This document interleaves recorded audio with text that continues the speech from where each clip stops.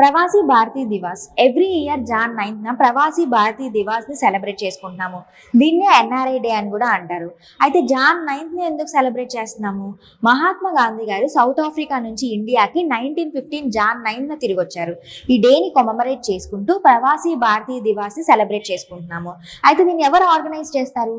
Ministry of external affairs in partnership with confederation of Indian industries and other stakeholders దీన్ని organise చేస్తారు.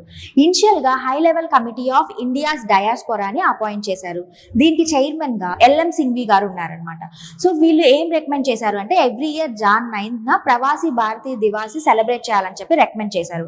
Final గా అటల్ బిహారీ వాజ్పేయి గారు prime minister గా ఉన్న టైంలో 2003లో ఫస్ట్ ప్రవాసీ భారతీయ దివాస్ ని న్యూఢిల్లీలో సెలబ్రేట్ చేశారు. సో 2003 నుంచి 2014 వరకు ప్రవాసీ భారతీయ దివాస్ ని ఎవ్రీ ఇయర్ సెలబ్రేట్ చేసుకుంటూ వస్తున్నారు.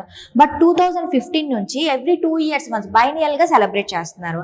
అయితే ప్రీవియస్ ఇయర్ 2025లో 18th ప్రవాసీ భారతీయ దివాస్ కన్వెన్షన్ ఒడిస్సాలోని భువనేశ్వర్లో జరిగింది. నెక్స్ట్ 2027లో 19th ప్రవాసీ భారతీయ దివాస్ కన్వెన్షన్ జరగబోతుంది.